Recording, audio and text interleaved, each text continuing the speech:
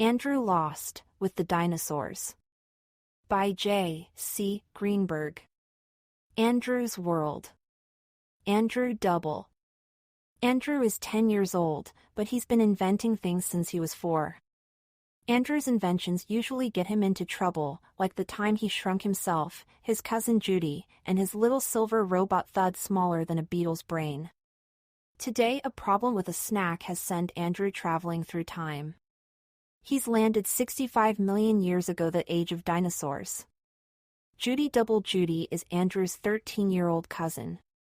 At 9 o'clock, she got into her pajamas in a cabin in Montana. A few hours later, she was staring into the eyes of a humongous Alamosaurus. According to Judy, it's all Andrew's fault. Thud. The handy ultra-digital detective. Thud is a super smart robot and Andrew's best friend.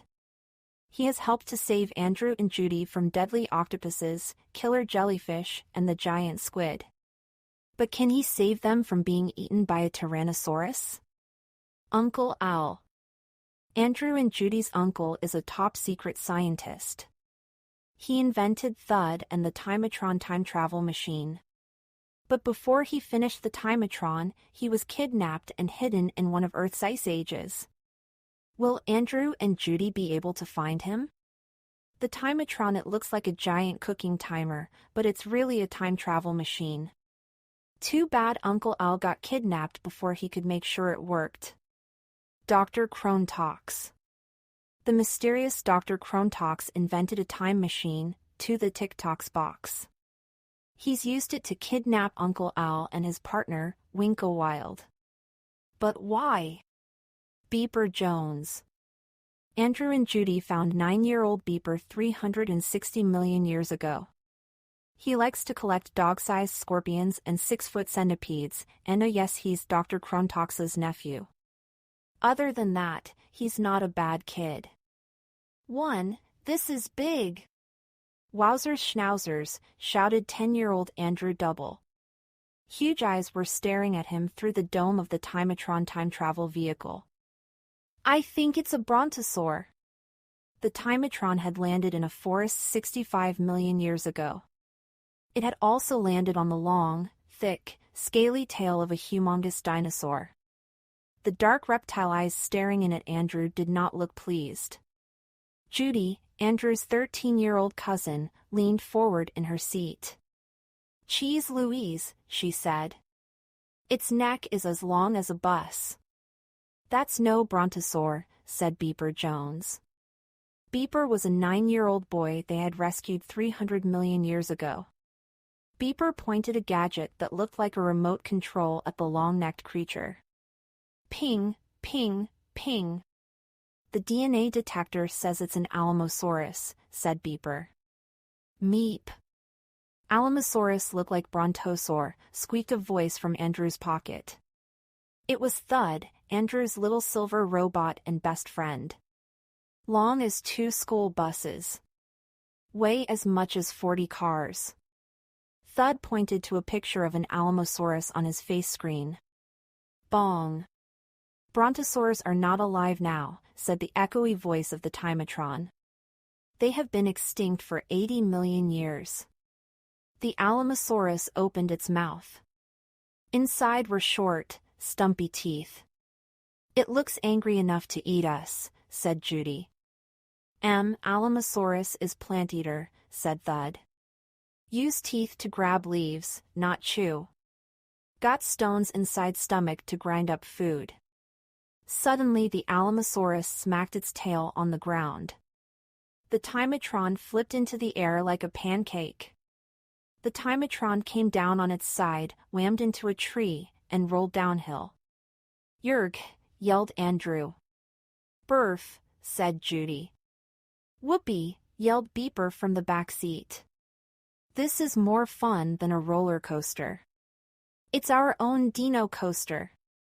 Andrew smiled. The Timatron slammed into a small hill.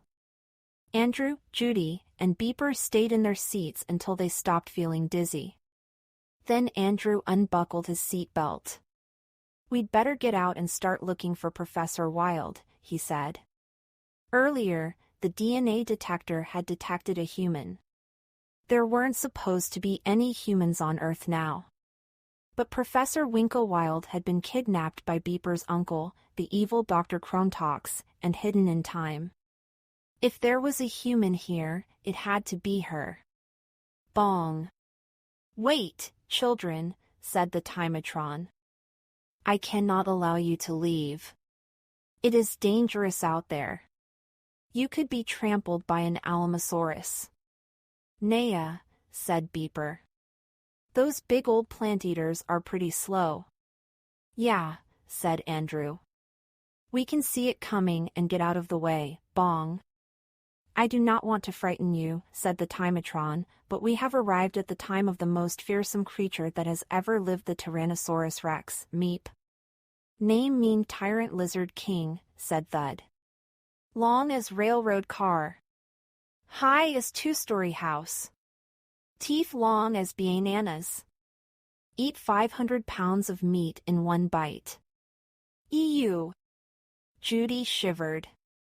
It could eat 6 Andrews in one chomp. I'll check for Tyrannosauruses, said. He typed Tyrannosaurus into the DNA detector and pressed a button. Ping, ping, ping. Hot doggies, said Beeper. The DNA detector says there is a Tyrannosaurus out there and it's real close. How close? Asked Judy. Only 6 feet away, said Beeper. Judy rolled her eyes. If a Tyrannosaurus was 6 feet away, I think we'd notice, she said. Let me see the DNA detector, said Andrew. Beeper handed the gadget to Andrew. Andrew pushed a black button labeled Find It. A little display blinked 6 feet. Andrew looked around. Maybe this thing doesn't work on Tyrannosauruses, he said. Maybe there really aren't any Tyrannosauruses out there. So let's go, Bong. No, said the Timatron. I do not want to explain to Professor Double that his favorite children were eaten by dinosaurs. Professor Double was Andrew and Judy's uncle. They called him Uncle Al. Dr. Krontox had snatched him, too, and hidden him in an ice age. But we've got to rescue Winklewild, pleaded Andrew. Uncle Al wouldn't like it if we left his partner stuck here, Bong. Professor Wild is a brilliant scientist, said the Timatron. If she is here, she will find us. I want to take a picture of that Alamosaurus, said Beeper. If my camera still works. Bong. Absolutely not, said the Timatron. Beeper sighed. Okay, he said. I guess you're right. Where's the bathroom? I gotta go, Bong. It is in the bottom compartment, Master Beeper, said the Timatron. Behind the bulge labeled tachyons. Beeper pulled up the door in the floor and went below. Psirk. Psirk. Psirk. An alarm was going off. Bong. "No," cried the Timatron. "Master Beeper has activated the emergency escape." 2. Looking for trouble. Andrew and Judy peered into the bottom compartment. The oval door to the outside was open. "Beeper," yelled Andrew. "Come back, you little bozo," yelled Judy. There was no answer. They looked out through the clear dome of the Timatron. Andrew spied a spot of orange moving through the tall ferns. It was Beeper's t-shirt. "I see the little creep," said Judy. "Now there are 2 people we have to look for," said Andrew. "We've got to go, Bong." "Children," said the Timatron. "In this forest live the fiercest meat-eaters on Earth. You have nothing to protect you. Your colorful pajamas are signs that say here I am. Eat me." "It's not our fault that we're wearing our stupid pajamas," said Judy. "We were getting ready for bed when Dr. Krontox dragged off Uncle Al." Andrew looked out through the Time Iron's dome. There are lots of big plants out there, he said. We'll creep around under the tall ferns. If there are any tyrannosauruses, they won't see us, meep. Tyrannosaurus got big sense of smell, said Thud. Use smell to hunt. Hummed the Timatron. There may be a way for you to be safe out there. What is it? Asked Andrew. Bong. First, said the Timatron, you must promise to do exactly as I say. Judy folded her arms across her chest. I don't promise anything before I know what it is, she said. Bong. You are wise, Miss Judy, said the Timatron. But I must have your promise. It's okay, said Andrew to Judy. The Timatron wouldn't tell us to do anything stupid. Oh, all right, said Judy. Bong. This will not be pleasant, said the Timatron. But it could keep you alive. Listen closely. As we were rolling along the ground, we ran over a pile of Alamosaurus, dung. You mean poop? Asked Andrew. Bong. Yes, said the Timatron. I must insist that you cover yourselves with Alamosaurus poop before you go into the forest. What? Yelled Judy. Woofers, said Andrew. Bong. Most animals will stay away from, poop. It will be like a smelly suit of armor. No way, said Judy. Andrew looked at Judy. You promised, he said. Maybe we can, hold our noses. Judy thought for a second. How about this, she said. We can disguise ourselves as ferns. We'll stick giant fern fronds into the waistbands of our pajamas, bong. Not good enough, Miss Judy. The Tyrannosaurus and other dinosaurs will still sniff you out. Well, she said, how about if we dip the ferns in the dino poop, bong? Good thinking, Miss Judy, said the Timatron. You are very brave. Be careful. We will, said Andrew. Now where's that dino poop, bong? It is back there, said the Timatron. A silver tube poked up from the control panel. Out of the silver tube shot a thin ray of green light. It zoomed through the Timatron's dome and into the forest. We'll find it, said Andrew. He slipped through the door in the floor. Bong. Just follow your noses, said the Timatron. Judy opened a small door under the control panel. A pair of beady black eyes stared up at her. A pointy brown nose twitched. It was the shrew that had gotten into the Timatron when it was still in Uncle Al's laboratory. You stay right here till we get back, said Judy. She closed the little door, then followed Andrew into the lower compartment. Andrew was poking around. I don't see the owl, he said. A little owl had followed the shrew into the Timatron before they left Montana. I'll bet it got out when Beeper left, said Judy. Bong. Very bad news, Master Andrew, said the Timatron. There are no owls on Earth 65 million years ago. At this time, the ancestors of humans are creeping around in the forests. Your little owl may eat them. Because of this tiny owl, it is possible that you may not exist. Oh, said Andrew. That's pretty weird. We'd better find that owl, bong. Good luck, little doubles, said the Timatron. Much depends on you. Andrew and Judy stepped through the oval door to the outside. Bong. The door closed behind them. The sun was baking hot and the air was sticky. The ground was damp and swampy. Andrew sniffed a spicy smell. Pines, said Andrew, looking up at the tall trees. Ouch, yelled Judy, slapping her neck. I just got bitten by a monster mosquito, meep. Lots of new stuff since we get stuck 300 million years ago, said Thud. Got pine trees and maple trees and oak trees. Got flowers now. Got lots more insects, too. Got mosquitoes that bite through dinosaur skin, crick, crick, crick. Sounds were coming from the hill that the Timatron had rolled into.